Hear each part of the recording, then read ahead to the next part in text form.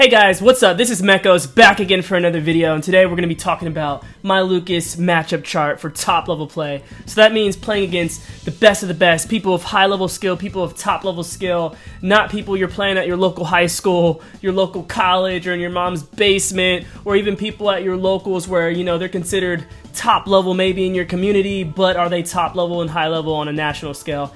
That's what we're talking about today. So with that said, let's get it. I want to thank you guys who responded to my post on Twitter when I asked you guys what are some of the matchups you'd want me to go over. I definitely have written them down. That's what we're going to talk about today. So let's start with a few of those matchups at the top. Alright, so Mario, I put Mario 55-45 simply because we can wall him out really well. It's really hard for Mario to get in on us. But I will humble myself and say I need to put it back to 50-50 simply because Mario does have a clutch factor on us. Once he does have that rage, he can combos really well, and man, one up smash, we're dead. So he does have a really good comeback factor on us. It's just lately I haven't lost to a Mario once in tournament, so I kind of felt to put that there. But I do honestly feel that it could go either 50-50 or slightly in our favor. So I know I made a lot of the Mario mains mad by putting it slightly in our favor. So go ahead, it's also fair to put it 50-50, so keep that note. Luigi there, man, Luigi cannot get in at all on us, man. I played a Luigi at MomoCon and I won game 1. Game 2, he won because I actually went in. Game 3, I just spaced well, baited him going in, and there wasn't much that he could do.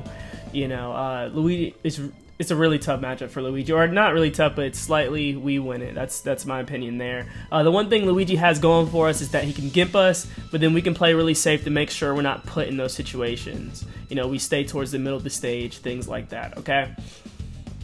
Some other ones I'll go over on that level. Ness, a lot of you guys have been seeing me play Foes Ness on stream. Again, it's just another matchup. It's hard for Ness to get in. Some say it could be 50-50 simply because of his comeback factor. Once he does get in, he combos this really well. Then, of course, he has his up air and he has his back throw with his rage to kill us once we have been beating him up and walling him out for such a long time. Another one that somebody asked me to go over is Charizard on there. Charizard, man, he's one of those matchups where, man, Charizard can mess us up online, but offline when we have perfect control over our movement, we can really space out Charizard with our Zair, with our Fairs, with our PK Fires. It's just really hard for him to get in, and with this Flare Blitz, this side B, PK Fire actually beats that out. It's kind of sad.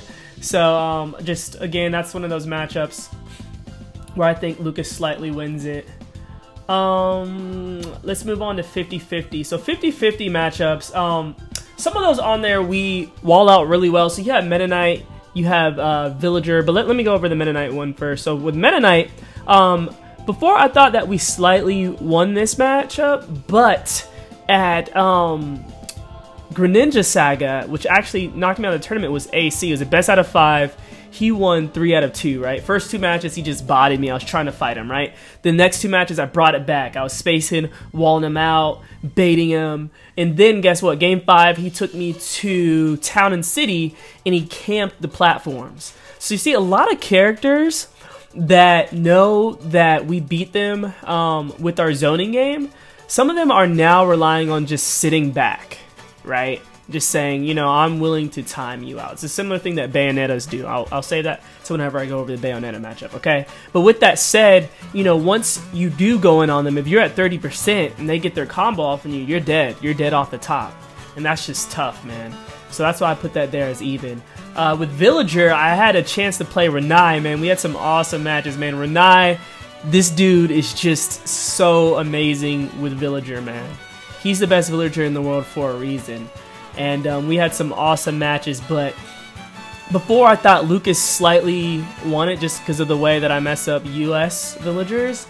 But with his spacing, it was on another level, and with his just timing of everything, I definitely think it's even. Alright. Martha and Lucina, they wall us out. They can wall us out, but we can actually get in on them pretty well. We can mess them up with PK Fire or Zaire. We can mess him up with a lot of mix-ups. That's why I think it's 50-50. At the other side, you know, before I thought it was slightly in our favor because of that. But now Mars and Lucina's can be patient, right? Simply power share or PK Fire or things like that. So that's what I think allows them to for the matchup to be 50-50 now. Before I thought we won it slightly, now I think it's 50-50 because they can just take their time and, you know, power shield any of our spamming or any of that stuff. And there's that. But we both characters can edge guard each other really well. You know, they can counter us off stage, they can back air us off stage, all that type of stuff. Where we can back air them, we can PK Thunder them, PK Freeze them. So I think it's even. The Lucina matchup, that's a deep one because I recently just beat Nairo and a lot of people were salty about that. You know, I definitely think this matchup is either 50-50 or slightly in Lucas's favor. You know, one of my talents as a Smash player is reading my opponents, and Zero Suit Samus, they're pretty flowcharty, man. They're pretty easy to read. You know, you gotta know what they want to do. When you're off stage, they're gonna do their flip kick or they're trying to back air you. You know, all that stuff. It's very easy to read, so you just have to space well. And when she whiffs her grabs, we can punish her pretty hard. You know, a lot of people just were complaining, saying, "Oh, Nairo was playing bad." It wasn't about that. It's that, you know, it was a high-level play of, you know, tic-tac-toe. You know, and I was able to win the majority of them because I knew exactly what the Zero Suit Samus wanted to do, and Lucas has the tools to fight Zero Suit Samus. That's why I really think it's either 50-50 or in our favor. I, till this day, have not lost to Zero Suit Samus in tournament, and I've played a lot of them. Well-known ones would be Rimsey, Nairo, and Esam's brother. I'm getting a brain fart right now. I can't remember his name right now. But Esam's brother. Okay, those are some well-known ones. Okay. Next one on there that I would go over is Ryu. So Darkshot actually recently uploaded his matchup chart, and he put that Ryu slightly wins, and he was like, "Oh, I beat all the Lucases in US." Yeah, he beat me at Glitch 3, but you gotta remember that was my first time fighting a top-level Ryu in tournament. So again, you guys know I'm just saying I get stronger after every match, and I definitely had some mistakes. For example, our last game I SD'd right at the beginning and it still was last hit. So I definitely think that matchup's 50-50 because we can run away from Ryu very well, and what makes it 50-50 is his clutch comeback factor. You know, he hits us hard and kills early. But other than that, you know, we're winning the early game. And if we get that kill off and reset his rage, then it's more in our favor. So, other ones on there. Rob can actually wall us out pretty well, you know, and he, you know, he's just really annoying to fight. He's one of those matchups where we just have to be patient, wait till we get in, and then combo him hard. But I think it's 50-50. Any other ones on there? Bowser, that was one that people requested. Bowser, it's kind of a similar thing. We can wall him out, we can cross him up well, we can mix him up well, but at the end of the day, his hoo-ha can really mess us up, and that's why I make that even. Okay, so some people, moving along, some people say, well, Donkey Kong's kind of similar, right? Why do you have him that Donkey Kong slightly wins it? Because I actually had the chance to play Tweak at Dreamland CEO, and Tweak told me he's the #1 DK in the world, and man, it showed. So I would be messing up Tweak the whole match, and then my man would get one grab, right, and I'd be dead like that. You know, to think that at top level play you're never going to get grabbed, that's not true. You know, you're going to get grabbed. So Donkey Kong has a really good clutch factor, but what makes his clutch factor better, what makes his matchup better than the Bowser matchup is that we cannot cross up DK that well. If we pressure DK's shield and we don't actually hit him, we just hit his shield, he can punish us. His down tilt has crazy range. I think that's what it is. His down tilt has crazy range. He has his his up tilt, right, can punish us. His down tilt can punish us. He has just a lot of ways to punish us to where if we pressure his shield, we're not just gonna be able to do that safely and get away for free. Okay? So a lot of you guys will be surprised. Before, some of my worst matchups were Sheik, Sonic, Diddy Kong, and before I'd have them probably as like 4, 6. Like, man, those are the top 3. But those of you guys who've been following me, you know I've been training, I've been practicing, I've been trying to work hard and getting better at those matchups, and I've moved those out of 4, 6 to they just slightly win. So Sheik is still really annoying, especially if she's camping us with needles, but at the end of the day, we have a really good comeback factor in her, and I actually know how to fight her now. We actually can fight Sheik, okay? And that can be for another video, how to fight Sheik, but I've learned how to fight Sheik, and at this point, I now think it's just slightly in her favor.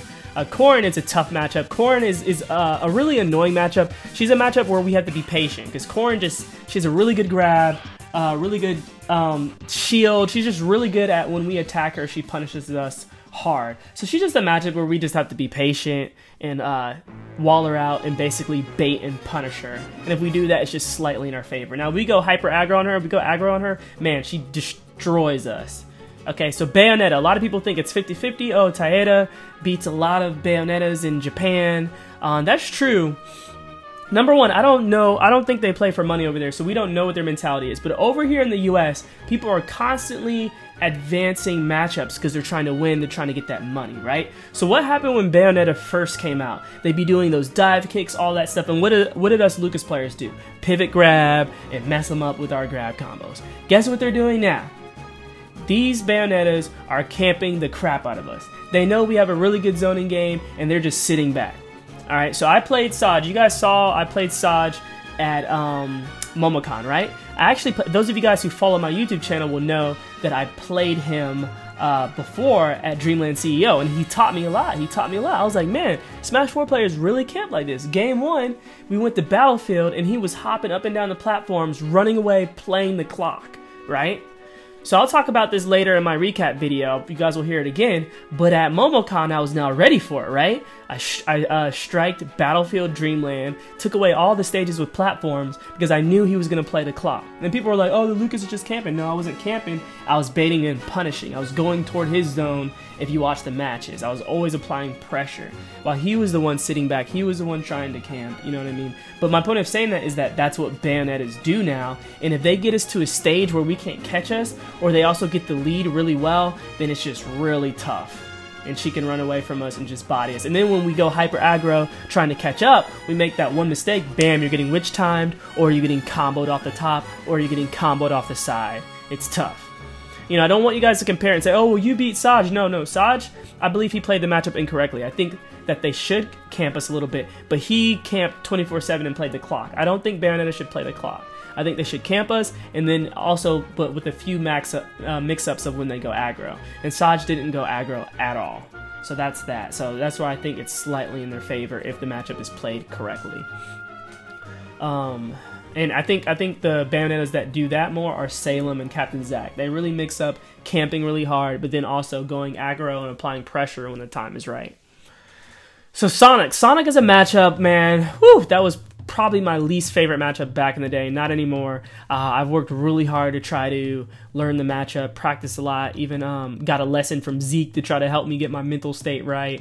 And I've been doing a lot better in the Sonic matchups. And now I just think it's one of those matchups where we just have to be really patient. You know, kind of how Bayonettas have to play against us, that's how we have to play against Sonic. You know, we just can't go hyper aggro in there. We have to just bait him out, wait till, you know, we can punish him, and that's that. But he's so fast and so quick, and if he gets the lead, it's basically game over. That's why I put it slightly in their favor.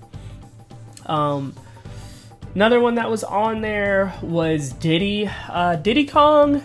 It is a really tough matchup for us, but I feel that we need to get better at boxing Diddy. That means we need to get better at fighting him in the inside. I had the awesome opportunity to fight the best player in the world, Zero, at Momocon. That was so much data, such a great experience for me. And if you guys watch the set, you can see I'm learning as it goes in, and I'm learning, you know, how to really fight him on the inside. Because you have to realize that, you know, if you're just sitting back and you learn how to do that, eventually Diddy's are going to know how to get on the inside. They're going to be rolling, they're going to be doing all their quick fairs, all their certain attacks. So you have to ultimately learn how to fight them, how to box them, and not just run away the whole time, because Diddy can actually catch us, so we can't even zone him out and run him away that well. So it's one of those matchups where we have to fight him, we have to box him, and I think that before I didn't know how to do that at all and just got messed up. It was, you know, 4-6 matchup, but now that I've learned a little bit better, I just put it as he slightly wins it, okay? In Cloud, you guys saw my Cloud video. I think he just slightly wins. Yeah, I've never lost to a Cloud in tournament, and I do really well against the top Clouds on Wi-Fi, and I just can't wait to actually fight them offline. The only real offline experience I've had against a top Cloud would be in doubles, and I know that's not singles, but that's a little bit of data. If you guys watch that, you'll see that I'm able to fight them like Tweak, MVD, you know, Como. You see, I'm fighting him in those small situations, 1v1 situations. Alright, and now the controversial time. So Mega Man.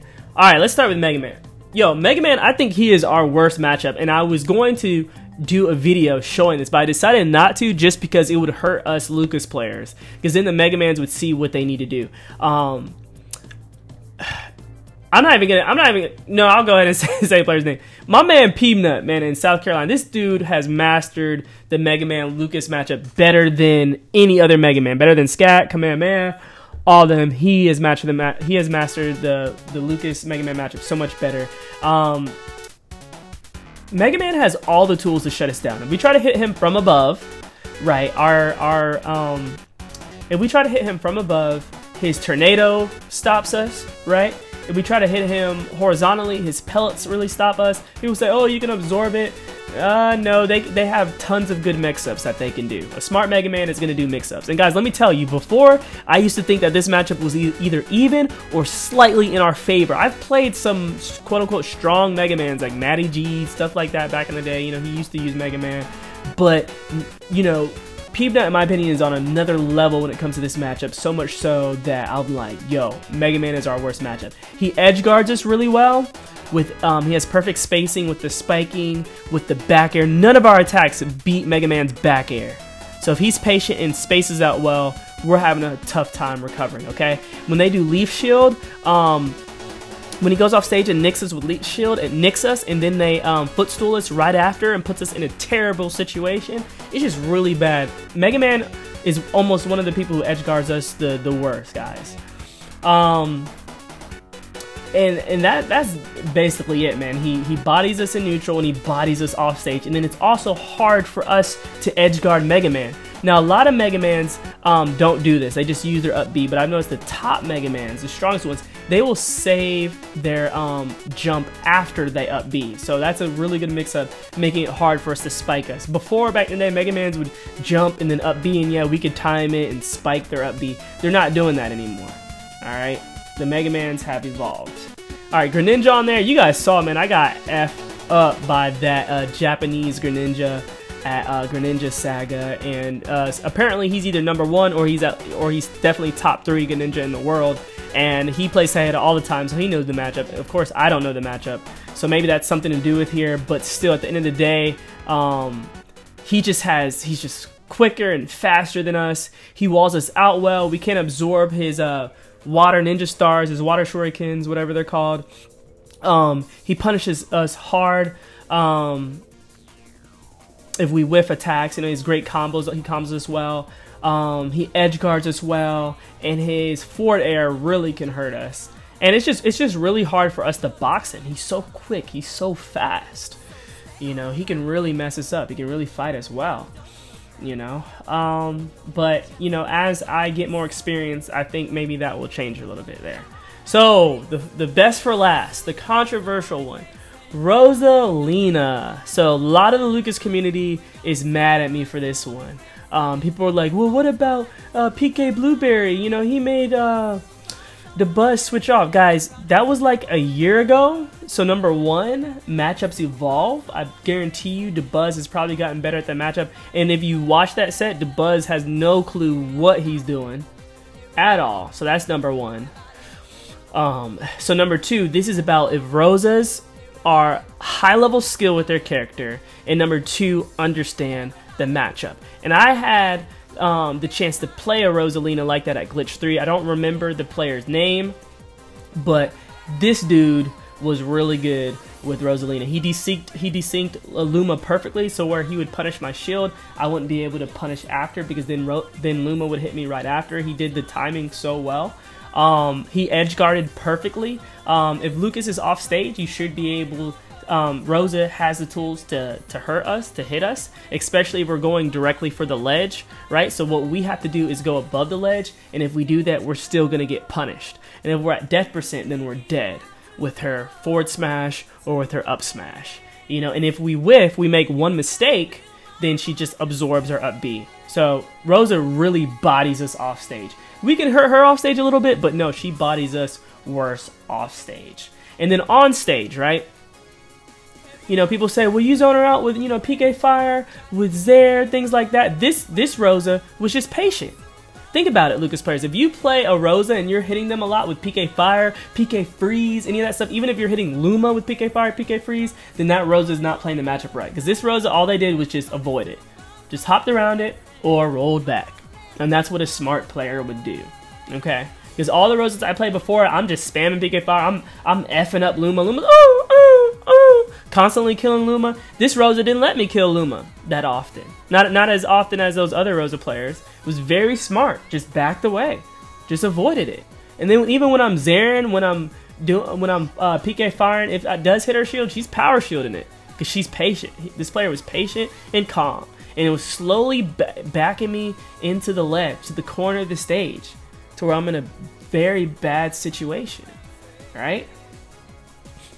You know, and it's hard for us to hit her coming from above. You know, it's just really tough. You know, once we do go in, if we don't get the mix up right, she's gonna punish us hard.